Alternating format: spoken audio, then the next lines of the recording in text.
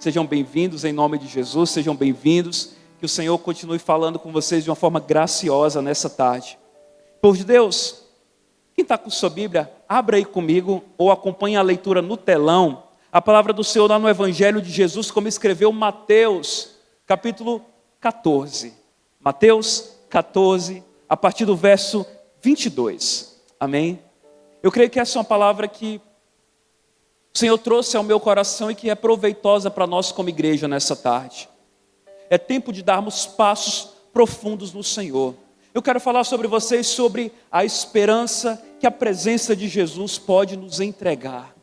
Que a esperança da convicção de Jesus ao nosso lado, nos auxiliando diante das tempestades da vida.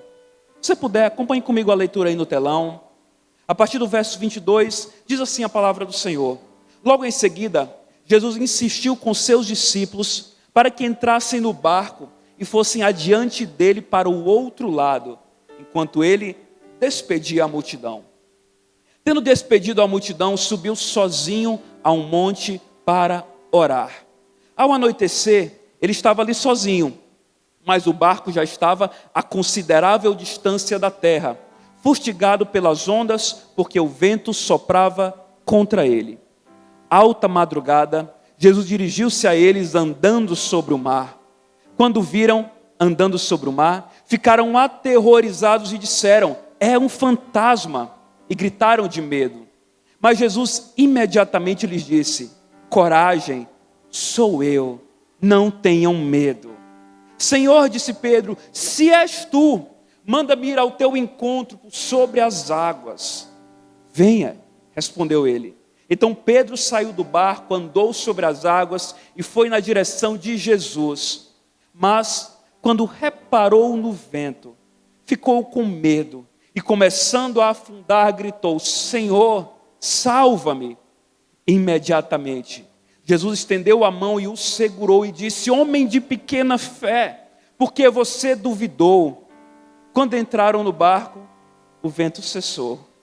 Então os que estavam no barco adoraram, dizendo: verdadeiramente, tu és o Filho de Deus. Aleluia. Até aí. Feche seus olhos, curva a sua cabeça. Vamos orar mais um pouco nessa tarde. Papai querido, nós oramos pela aplicação dessa palavra nas nossas vidas. Fala conosco de um jeito que possamos entender. Abre os selos da tua palavra sobre nós, Senhor. Nós queremos sair daqui diferentes, crescendo e Deus entendendo. Por isso, Deus, diante das chaves que serão compartilhadas, diante dos entendimentos, eu peço, Deus, torna o fácil entendimento essa palavra aos nossos corações. E toda honra, toda glória sejam entregues ao Senhor, em nome de Jesus. Amém. Queridos, esse é um texto que provavelmente você já conhece. Mas eu acredito que a gente pode ser surpreendido com algumas verdades que o Senhor pode nos ensinar essa tarde. Eu creio que são textos como esse que tem sido meu alimento esse tempo. Verdades simples, mas vividas de forma profunda. Eu quero, inclusive, se você puder, mantenha a sua Bíblia aberta. Nós vamos caminhar por esse texto essa tarde, somente por esse texto. Eu creio que algumas verdades nós podemos entender.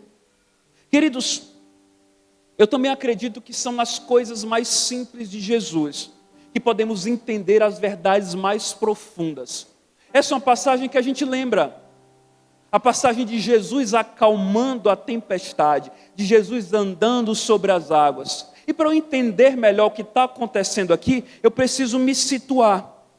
Na verdade, essa é uma grande narrativa de uma travessia. Jesus, ele estava com os discípulos de um lado, e agora eles atravessam para o outro lado do mar. E é nessa travessia que a gente se encontra. Eu creio que para alguns esse também é um tempo de travessia, de transição, como para nós é, de sair de um lugar e ir para outro. Então Jesus aqui, ele está ensinando para aqueles homens algo mais do que andar sobre as águas, ou mais do que acalmar uma tempestade. Ele está ensinando sobre a confiança e sobre dar passos mais profundos na presença do Senhor.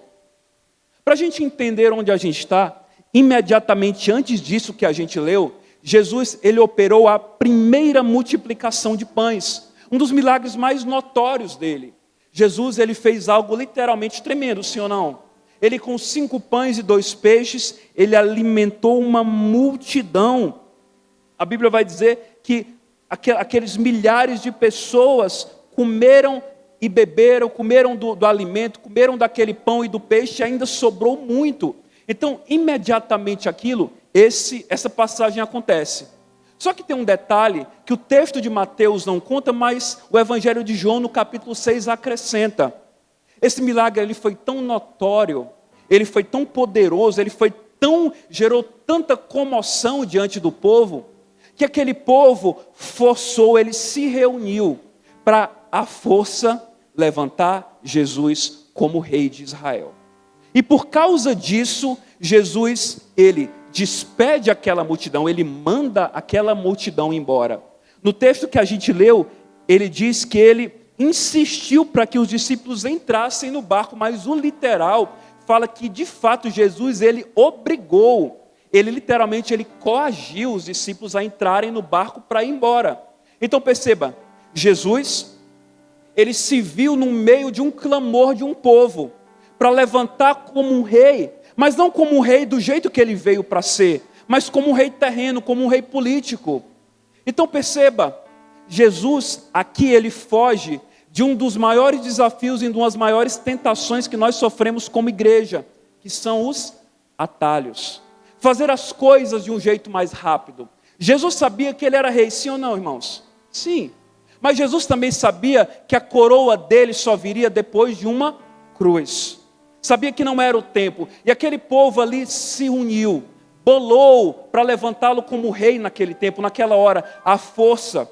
Então ele ensina algo para os discípulos nessa travessia, que vai exemplificar o ministério dele.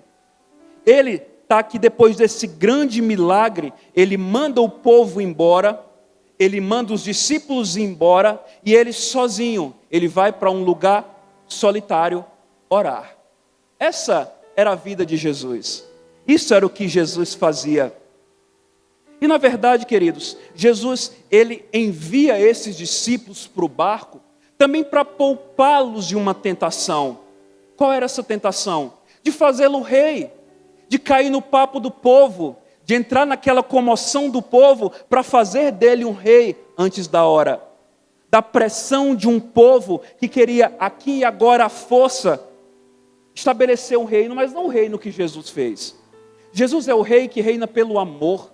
Jesus é o rei que constrange e atrai corações, não obriga. Não é o rei que reina pela força, pela política ou o braço militar, mas é o rei que reina em corações, que estabelece um rei que não é desse mundo, um reino que não é daqui. Então Jesus sabia, e é nesse contexto que os discípulos se encontram, para poupá-los, dessa tentação de fazê-lo rei também, de ensiná-los a dependência e a confiança de um reino que não seria feito externamente, mas um rei que desejava reinar no coração e na confiança deles. É que Deus está ensinando aqui. Então esse texto ele exemplifica uma verdade que opera nas nossas vidas. Muitas vezes é melhor enfrentar tempestades dentro da vontade de Deus, do que subir em tronos fora da vontade dele. Esse texto me exemplifica que sim, nem todas as tempestades, mas algumas elas estão sim debaixo de uma direção de Deus, mas mesmo em meio a tempestades, onde Deus ele não quis, mas nos metemos, ele ainda tem a solução para nós. Esse texto me fala de confiança, da capacidade que eu e você temos como igreja do Senhor, de suportar adversidades e permanecer confiando. Ele envia discípulos para entrar num barco, para livrar de um desejo de tornar Jesus um rei desse mundo. E ali ele ensina para eles uma lição de confiança. Igreja, existem tempestades, existem vendavais, existem momentos difíceis, nos quais a gente quer que Deus nos livre. Tem momentos da vida que a gente quer e a gente ora para que Deus nos livre, mas muitas vezes esses momentos que a gente tanto espera que Deus nos livre, já são próprios livramentos de Deus para a nossa vida, que Ele nos ensina. Existem batalhas que são difíceis, mas é melhor a gente estar ali nelas com Deus, sendo provados por Ele, caminhando com Ele, chorando na presença dEle, do que na largueza desse mundo, usufruindo de prazeres que não são para nós. Sabe, muitas vezes existem limites que Deus me estabelece, porque Ele quer me ensinar, porque Ele quer que eu cresça em maturidade, porque Ele tem um projeto para a minha vida, e esse projeto envolve a minha confiança em quem Ele é, não em situações, não em circunstâncias. Sabe, Deus Ele quer me ensinar que no meio da tempestade Ele não perde controle. Pelo contrário, momentos difíceis sim nos ensinam, porque eu duvido muito que a gente cresça na tranquilidade.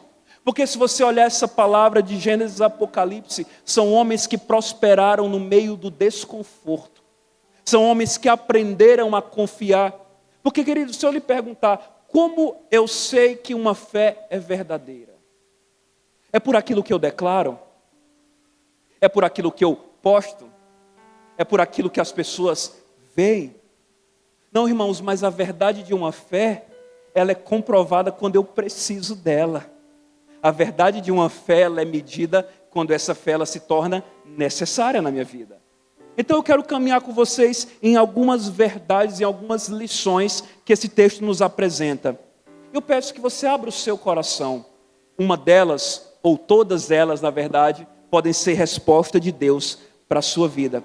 O primeiro ponto, queridos, é que Deus, Ele espera algumas posturas nossas quando se fala de oração. Perceba que no meio de todo esse contexto, Jesus, Ele para tudo e ora. Oração é um grande lembrete sobre quem de fato Ele está no controle. Oração, ela me mostra, ela me escancara uma verdade que eu não tenho o controle da minha vida, mas o Senhor tem. Perceba que antes dessa passagem, Jesus Ele operou um grande milagre. E Ele sabia que Ele precisava voltar a um lugar de oração para permanecer no seu ministério. Logo após isso, Jesus Ele opera outro grande milagre. E depois de chegarem do outro lado do rio, a gente não leu, mas o texto vai dizer que Jesus Ele curou muitos. Muitos foram curados, até aqueles que tocaram somente nas suas vestes. Então perceba, a oração, ela precisa estar em um lugar central na minha vida. Orar e confiar não são opções para nós nesse tempo. Algo que tem passado em meu coração de uma forma muito forte esses dias, é que sim, haverão estações da minha vida, onde se eu não crescer em dependência do Senhor, se eu não aprofundar a minha vivência em oração, eu não vou suportar elas. Haverão sim estações difíceis na nossa vida, e que elas são ganhas em uma vida de oração hoje. Sabe, eu estava vendo um certo homem dizendo hoje em uma entrevista, em um devocional, ele falando assim, olha, cada dia que eu venço em oração, cada dia que eu digo sim para o Senhor, é um dia a mais que eu me preparei para aquilo que Ele tem lá na frente para mim. Isso, queridos, é vida de oração, porque Jesus, quem era Jesus? O homem mais ocupado que já pisou nesse mundo. O homem mais atarefado, ele sai de uma situação extrema, de um milagre, e ele já tem outra, literalmente depois. Mas ainda assim, no meio disso tudo, ele foi para onde, irmãos? Orar. Sabe, ele passou tudo. Ele despediu a multidão, ele despediu os seus, ele sabia do que viria, aquela tempestade permaneceu debaixo do seu controle, mas ainda assim, ele foi orar.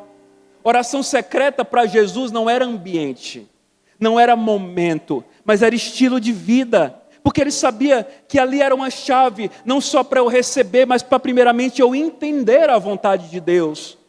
Queridos, se eu perguntar quem aqui está contente com a sua vida de oração, eu creio que talvez nenhum de nós levantaria a mão, começando de mim. É algo que nós sabemos que precisamos crescer, mas perceba, no meio de tempestades, no meio de milagre aqui, milagre ali, Jesus, ele entendia que o combustível para viver a vontade do Senhor não era outro a não ser vida de oração.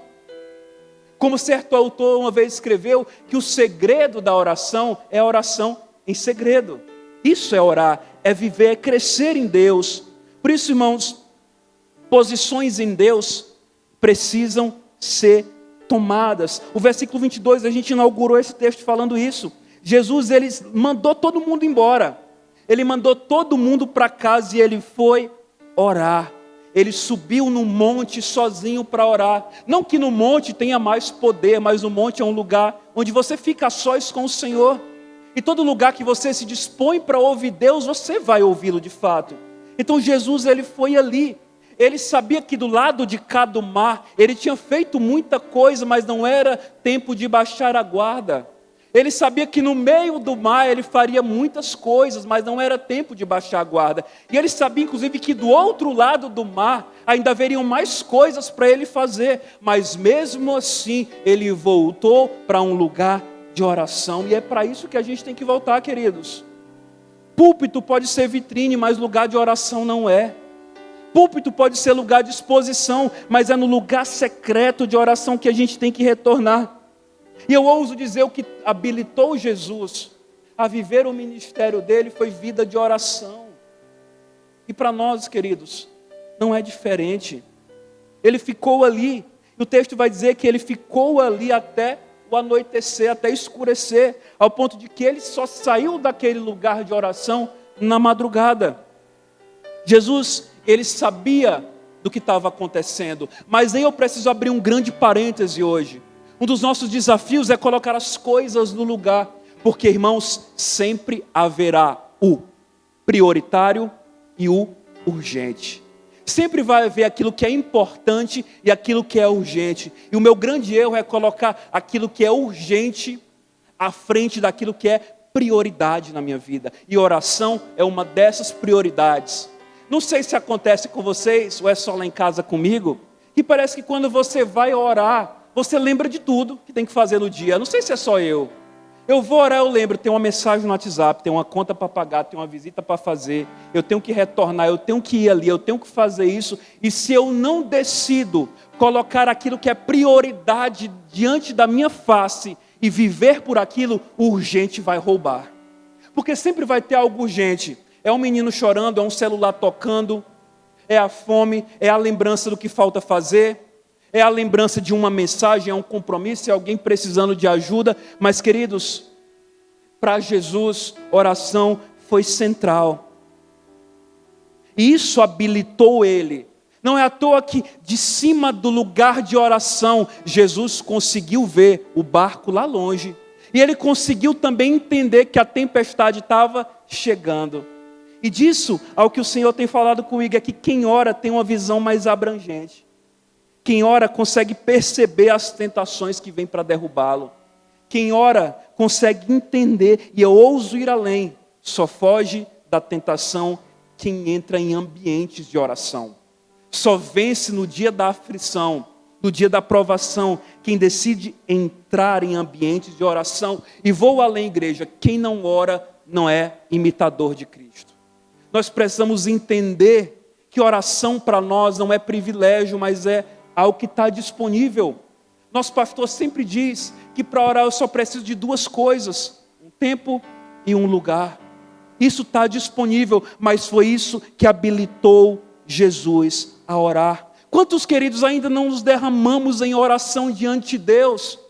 Quantas coisas não teriam mudado, ou quantos modos de encarar a adversidade não seriam diferentes se tão somente a gente orasse, buscasse mais o Senhor.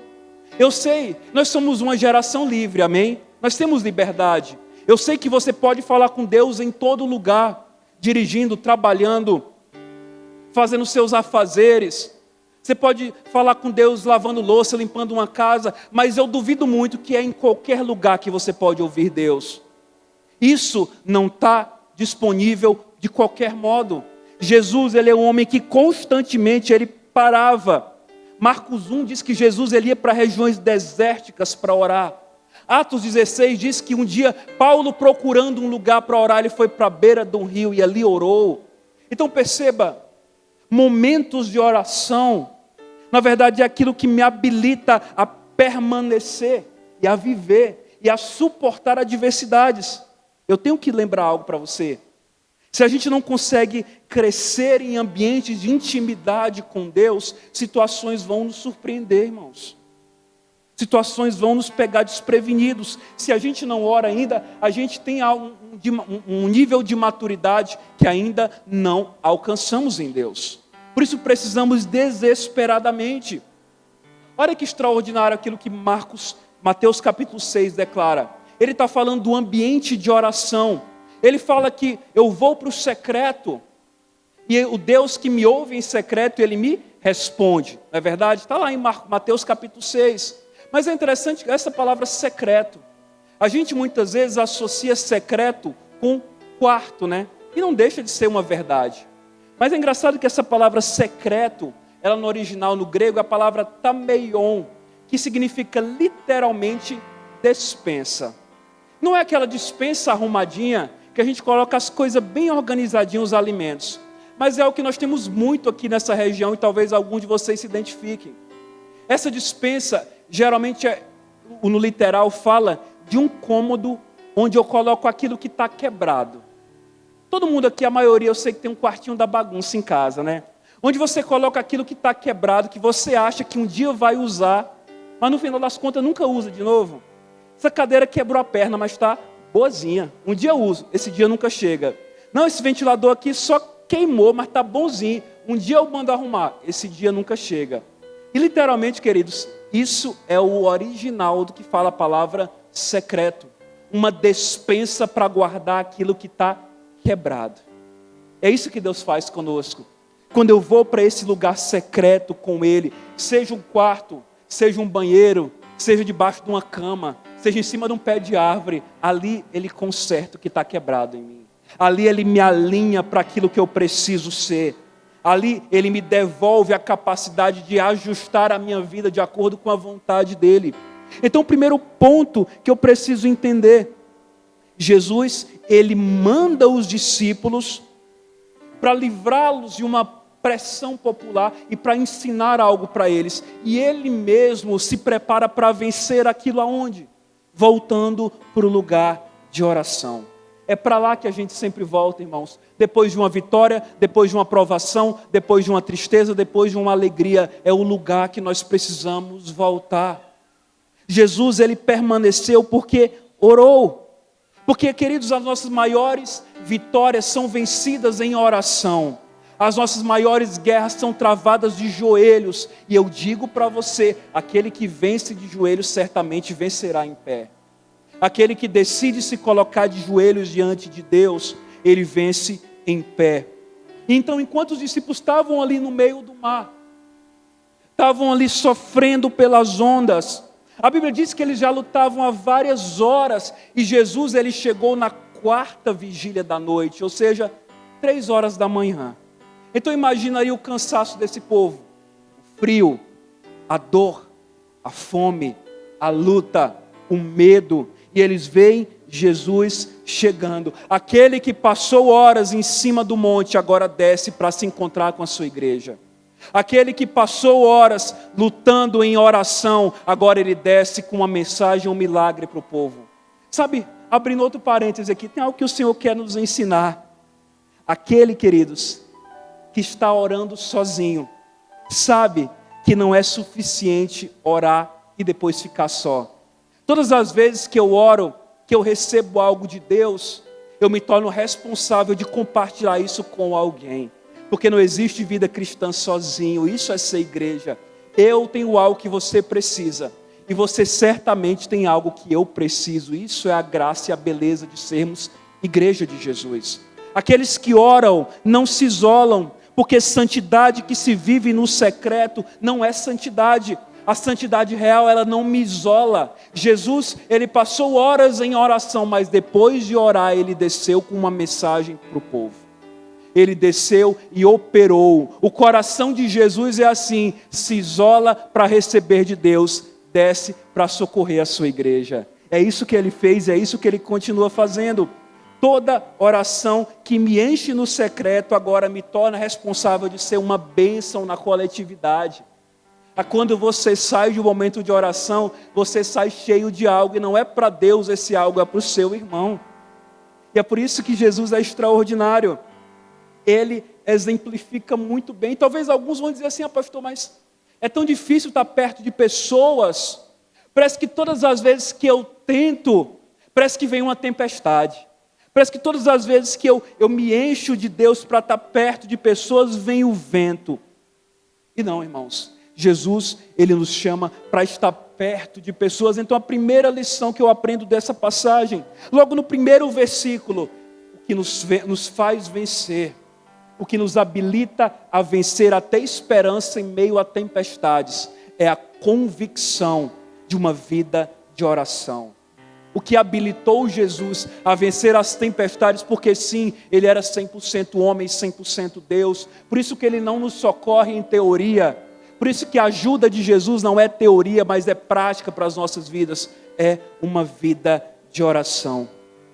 A segunda verdade que eu aprendo com essa passagem, queridos, é o cuidado. Eu preciso tomar cuidado com os roubadores de propósito na minha vida. Perceba, enquanto aquele povo estava ali, imagina a cena. Coloca aí a sua mente para viajar um pouquinho nessa tarde. Eles estavam ali cansados, lutando não só à noite, mas à madrugada contra o vento. As cordas do barco rangendo, as madeiras ao ponto de estraçalharem. Cansados, com frio, com fome, tremendo de medo. É naquelas horas que você fala assim, nosso bom maranhense, era só o que me faltava. Estava cansado, estava com frio, estava com medo, e agora o que aparece? Fantasma. Só faltava isso naquela história, né? Na madrugada, na alta madrugada, como o texto que a gente leu fala, Jesus, Ele aparece andando no meio do mar. E aqueles discípulos, por causa do medo, um medo até de certo ponto justificável, porque você não vai ler em nenhuma outra passagem da Bíblia alguém andando sobre as águas. Não havia nenhum relato na lei, nem nos profetas, de alguém andando sobre as águas. Então, para aqueles discípulos era algo totalmente novo. Imagina aí de madrugada, eles com medo, e chega Jesus caminhando sobre as águas. O que eles poderiam pensar? É um fantasma. Mas algo que me chama a atenção nesse texto. Jesus, Ele não é reconhecido pelos discípulos, mas eles ouvem a voz dele. Ei, sou eu, não tenham medo, coragem. Porque, queridos, isso me faz entender que muitas vezes situações de dor e de medo, ela tem o poder de roubar a imagem que eu tenho de Deus na minha vida e roubar o foco de como as coisas de fato são. Certo autor escreve que quando eu enxergo as coisas através de um olhar cheio de lágrimas, eu não consigo ver as coisas como elas são de fato. E de verdade, na nossa vida é assim. Haverão roubadores que vão querer tirar a real dimensão das coisas. Sabe, uma provação, um problema, o medo, o abandono, a angústia, a dor, um diagnóstico médico, uma situação que se levanta, elas sim doem. E elas sim vão tentar, e o diabo, como ele é sagaz, o nosso inimigo, ele vai querer oportunizar para que aquilo seja um grande roubador de foco na nossa vida. Roubador, de fato, de que se as coisas são como elas de fato são ou não. Porque aqueles discípulos, eles viram Jesus andando sobre as águas, mas para eles pareceu um fantasma. E olha aquilo que Jesus nos ensina. Quando aquilo que eles viram não foi suficiente, eles precisaram se guiar por aquilo que estavam ouvindo do Senhor. E para a nossa vida, queridos, muitas vezes vai ser assim. Sabe, há situações que eu vou olhar para elas e elas não farão sentido. Haverão coisas que o Senhor pede, momentos que Ele pede para confiar. Como assim, Jesus? O barco está afundando. Confia, coragem. Talvez seria a melhor coisa para se dizer quando alguém está passando por uma luta. Coragem. Talvez não, irmãos, mas eu preciso lembrar quem me diz isso. E quem fala isso é Jesus, aleluia. Quantos estão comigo? Jesus, Ele é aquele que quer que entendamos que sim, em meio a lutas, quando as coisas não farão sentido, quando aquilo que eu vejo, quando a situação que eu olho, ela quer roubar a minha atenção, ela quer roubar a minha fé, ela quer esvair a confiança do meu coração, eu preciso me guiar por aquilo que eu ouço dele, por aquilo que eu sei quem ele é. Não é à toa, queridos, que imediatamente antes, mais uma vez eu digo, Jesus, ele operou um grande milagre de multiplicação. Ele operou algo tremendo, mas ele quer que os discípulos entendam, e ele quer que eu e você entendamos que o mesmo Deus, que ele foi poderoso em dar um brado aos céus e multiplicar peixes e pães, é o Deus que também é poderoso para estar ao meu lado no momento de aflição. Esse é o Deus que a gente serve, porque, queridos, quantas e quantas bênçãos nós perdemos, porque nos falta uma percepção clara das coisas. Quanta maturidade a gente deixa de alcançar, porque nos falta uma visão correta acerca de quem Deus é e da palavra dele. De lembrar, e é o que eu sempre gosto muito de falar, lembra. É um dos mandamentos mais repetidos da Bíblia, talvez seja a palavra mais repetida, a ordem mais repetida do Senhor na Bíblia. Lembra. Lembra do teu Deus, lembra do teu Criador, lembra de onde Deus te tirou, lembra que o nosso Deus é Deus de Abraão, Isaque e Jacó, lembra, porque haverão momentos sim, roubadores de confiança, onde eu vou olhar para uma situação e eu não vou conseguir identificar pelos meus olhos se Deus está movendo ou não. E é por isso que para nós é uma necessidade crescer em confiança no Senhor.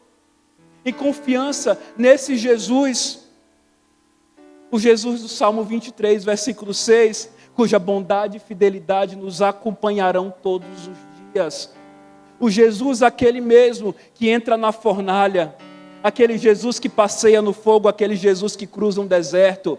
Esse é o Deus que a gente serve, porque nossa falta de percepção, a obscuridade da nossa visão, muitas vezes ela vai querer transformar problemas em medos.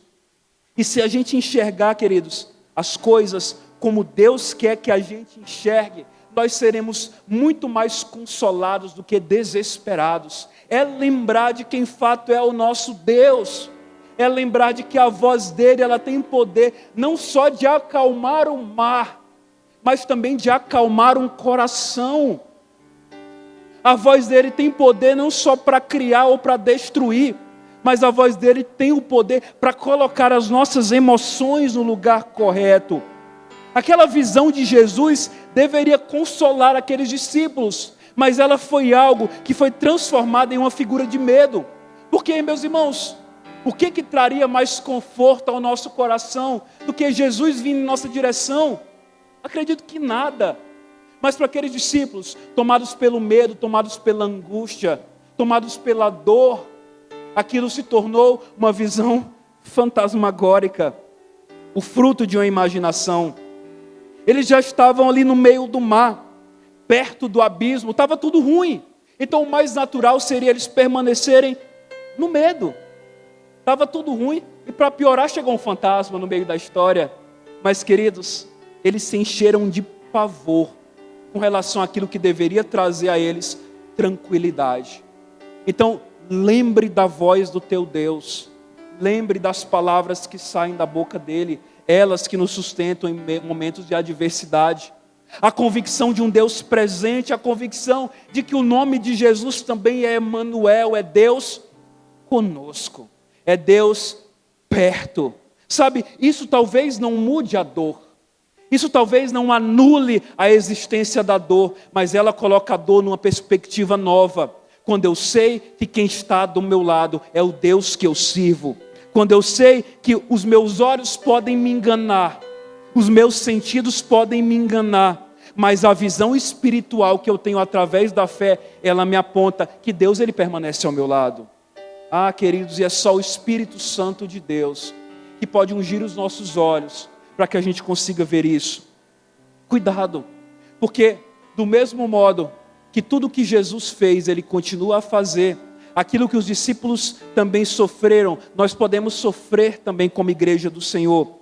Como pastor, em meio a crises, eu me apegar mais à imagem do problema do que à imagem do Deus que eu sirvo.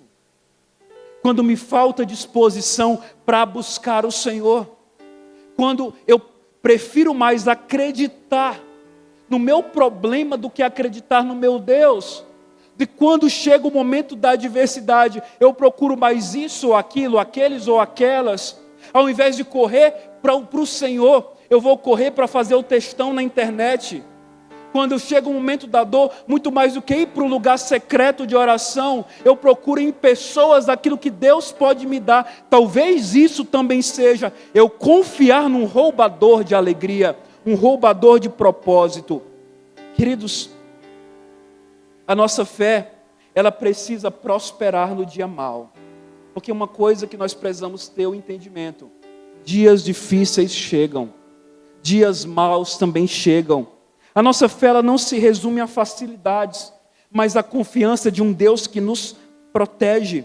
A gente não está imune, igreja, a esses roubadores de alegria, a esses roubadores de propósito, a esses roubadores de confiança no Senhor.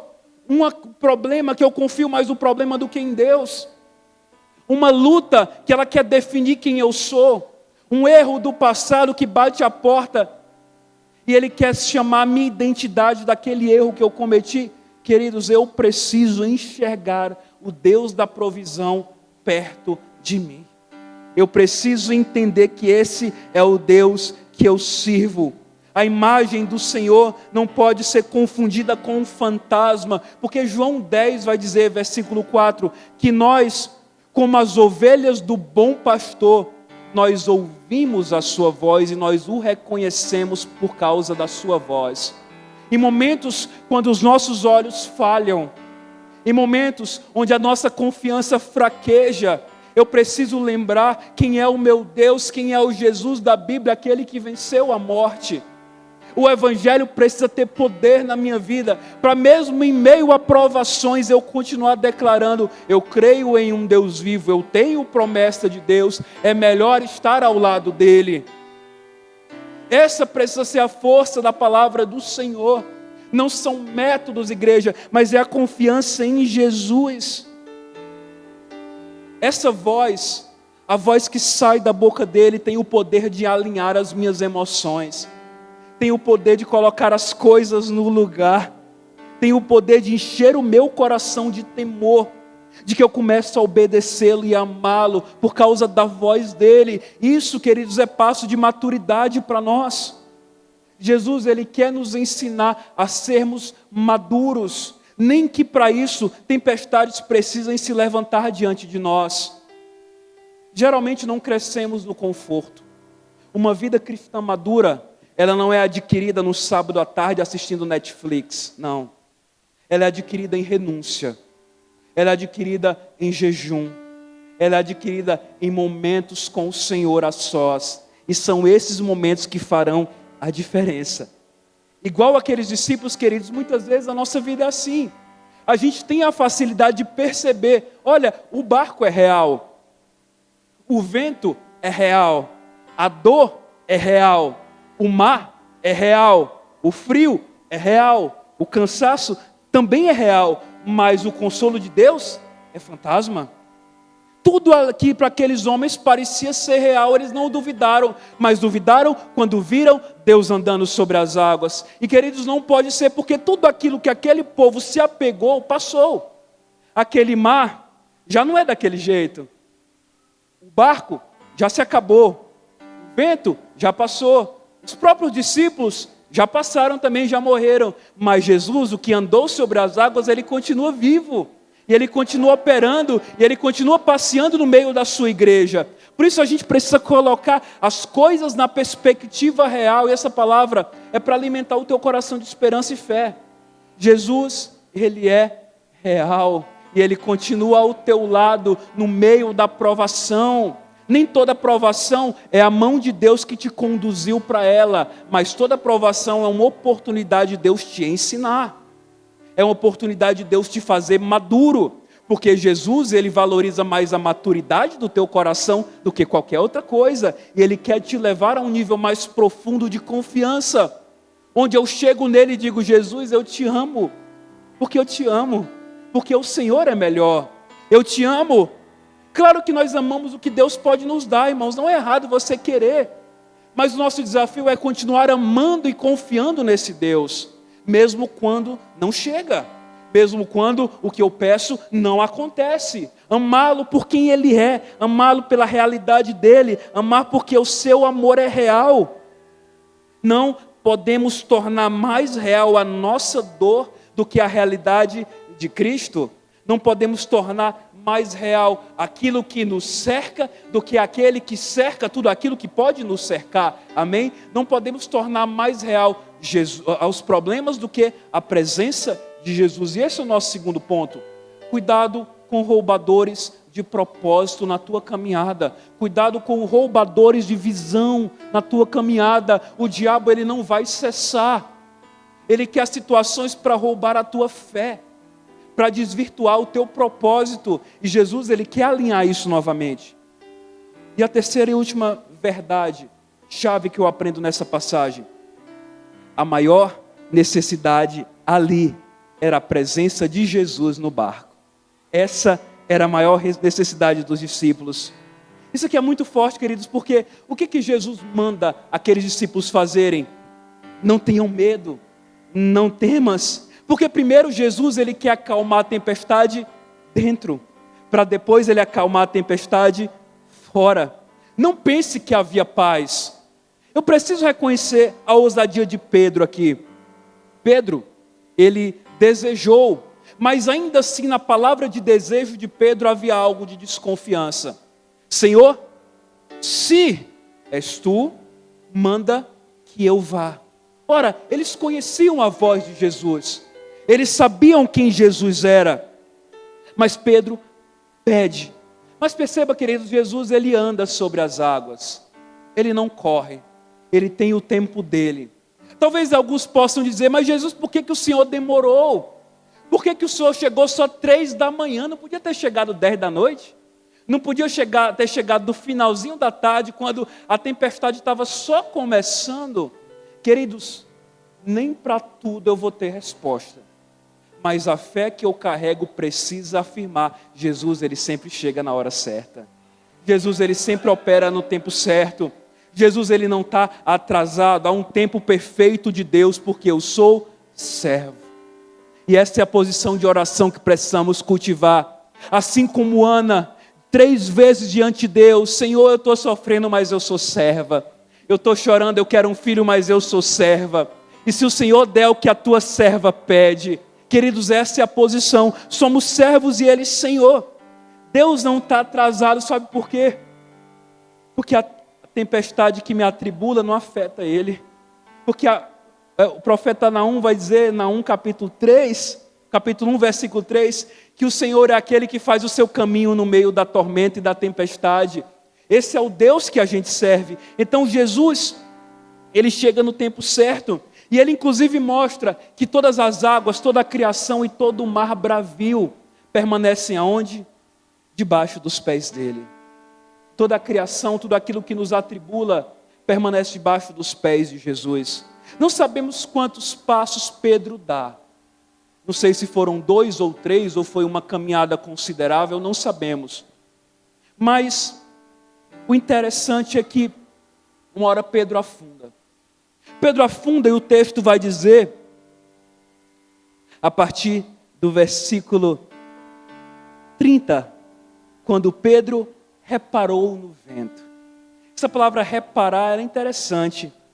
Ela é uma palavra plepo no grego, plepo, que significa literalmente eu olhar para as coisas de acordo com os meus sentimentos humanos. Eu analisar as coisas de uma perspectiva carnal. Então Pedro, quando ele parou de olhar para Jesus, e ele começou a contemplar aquilo que os olhos dele estavam vendo, ele fez o quê? Afundou. Quando Pedro reparou mais nas ondas do que em quem o chamava, ele afundou. E queridos, Pedro, é interessante dar 2 gritos nesse texto. O primeiro brado de Pedro, ele fala assim, Senhor, se és tu, havia uma dúvida ali, se és tu, me chama que eu vou. Mas depois que Pedro começa a afundar, ele dá outro brado diferente. Agora ele não tem o se. Quando Pedro começa a afundar, Pedro fala o quê? Senhor. Agora ele sabia quem era o Deus. Porque é interessante que imediatamente, o texto vai dizer, imediatamente quando Pedro começa a afundar, a mão de Jesus estava ali. Imediatamente quando ele afunda, ele está ali. Jesus, ele questiona a fé de Pedro. Jesus, ele repreende Pedro, mas ele repreende como? Segurando na mão dele. Esse é o modo que Jesus ensina. Repreende, procura fé, clama por fé, mas segura na nossa mão. Porque, queridos, essa é a essência do discipulado de Jesus. Essa é a essência do ensino de Jesus. Jesus, ele exorta, ele repreende por falta de fé, mas ele não deixa de segurar a mão de Pedro. Porque, queridos, o que Jesus vai ensinar, que ao mesmo tempo é assustador, mas é maravilhoso, é que naquele exato momento, mesmo repreendendo Pedro, Jesus nem espera Pedro responder, porque ele não teve fé. Ele segura, ele sustenta, e imediatamente quando eles entram e sobem naquele barco, a tempestade passa. É interessante, queridos, que Jesus, ele em nenhum momento dessa passagem, ele repreende o mar. Em nenhum momento ele repreende a tempestade. Em nenhum momento ele dá uma ordem ao mar para se acalmar. Não. Jesus estava ali segurando Pedro. A tempestade não cessou. O mar não se acalmou. Tudo estava agitado. Mas quando eles entram no barco, o vento para. Mateus 8 vai dizer que Jesus, ele acalmou a tempestade outra vez. Ele estava dormindo no barco. E quando ele acorda, os discípulos com medo, ele dá uma ordem e o mar se acalma. Mas aqui não. Queridos, o que precisamos entender, que no final das contas a maior necessidade ali era somente Jesus estar no barco. Não tem explicações teológicas profundas. A necessidade que aquele povo tinha era tão somente Jesus estar no barco.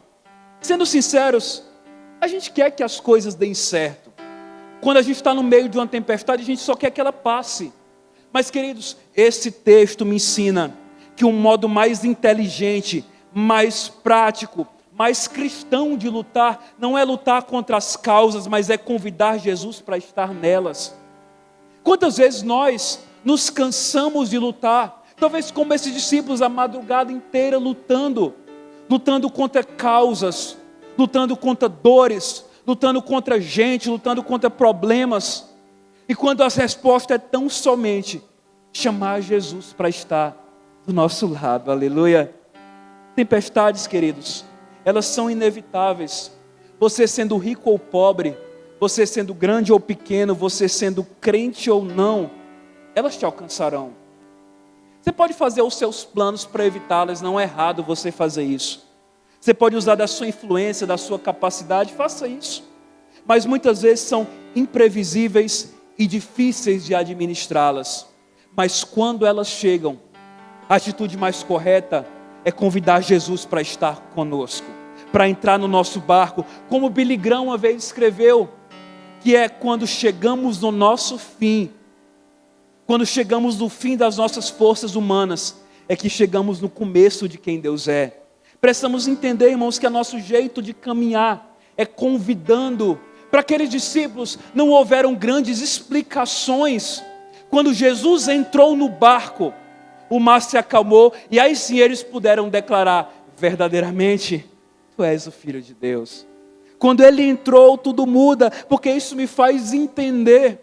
Jesus, Ele tanto é o Deus que acalma tempestades e cessa mares para que eu ande neles, mas é também o Deus que me ensina a sofrer do lado dele. Como já cantava há muito tempo a Lauriette, sofrer com Jesus é melhor do que errar. Caminhar ao lado dele é melhor.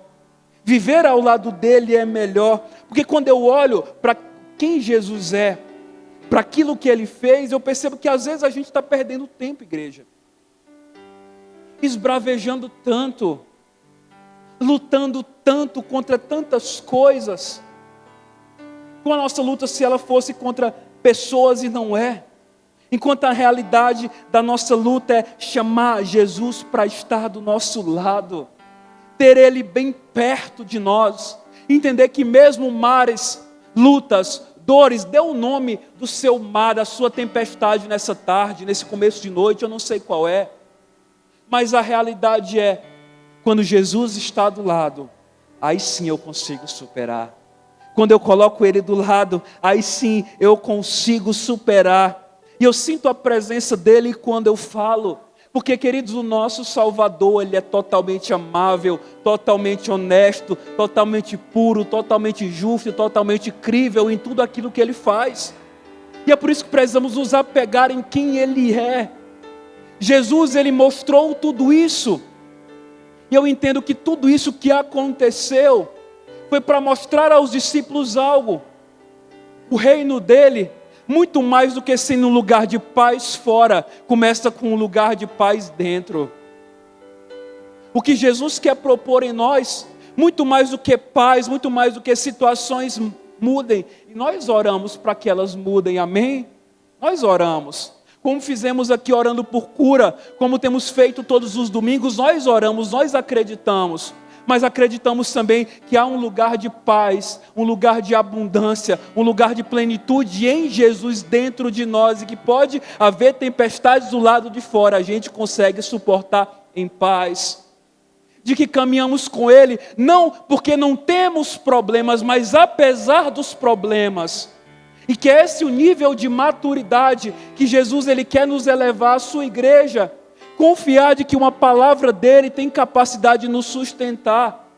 De que confiar nele não é perder tempo. De que confiar nele mesmo que doa e aí se doer. Mas é Jesus que está mandando e por isso a gente vai. Eu pergunto, queridos, Pedro, ele só imaginou afundando ou ele de fato afundou? Ele afundou.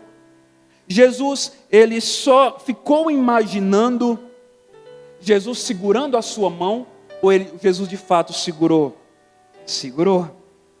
Então, queridos, assim, esse afundar de Pedro não foi imaginário, mas ele foi real. E as nossas quedas, elas não são imaginárias, mas elas são reais. E assim também, o fato de Jesus ter o levantado não é imaginário, mas é real. E Jesus nos levantando e caminhando ao nosso lado, apesar das nossas quedas, também é real. E é isso que precisamos nos apegar. Nem todo dia serão dias de festa, de grandes palavras, de palavras difíceis. Nem todos os dias serão dias de revelações profundas. Nem todos os dias serão dias que eu terei vontade de buscar o Senhor.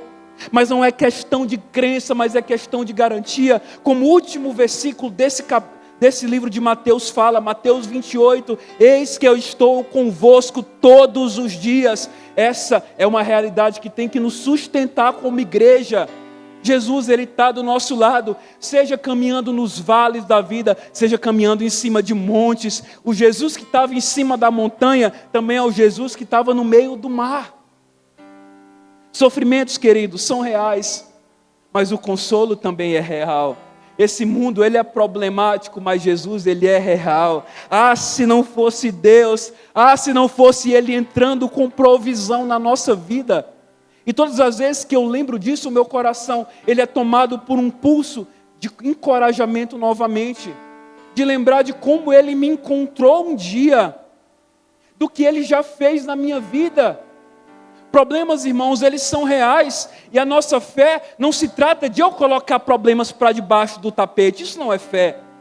Fé não é dizer, eu não vou pensar porque não vai acontecer. Isso não é fé. Mas a minha fé aponta que mesmo problemas sendo reais, eu tenho um Deus que é maior do que eles.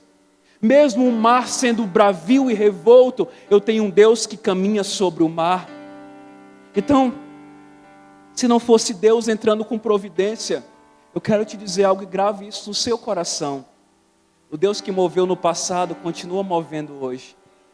O Deus que fez ontem, faz hoje. Porque não é uma questão de se Deus vai fazer, é a questão que Ele sempre faz. Aleluia. Não é que Jesus Ele vai fazer, Ele estava fazendo. Enquanto aqueles discípulos estavam no meio do mar, e aparentemente estavam com medo, sofrendo sozinhos, sabe o que Jesus estava fazendo? Ele estava trabalhando em favor deles, orando, buscando, em cima de um monte. Uma guerra já estava sendo travada, mesmo eles não vendo. Por isso, não minimize essas verdades, não torne essas verdades fracas na sua vida, não estabeleça a sua vida de acordo com aquilo que você está vendo. mas aumente o volume da tua fé e abaixe o volume dos teus medos. Jesus, Ele permanece no controle. Nem tudo é fácil, querido, ser compreendido, mas eu quero que você caminhe, talvez não de forma mais rápida nessa noite, mas de forma mais profunda, confiando em Deus. Sabe qual é o bom do dia mau, queridos? É que ele passa, amém? É que ele passa. E sabe qual é melhor ainda do dia mau? É que Jesus continua existindo no dia mau também. Então aumente a tua fé, dê passos mais profundos em Deus. Talvez a tua fé tenha sido provada esses dias. Talvez você se encontre no estágio bom da tua vida.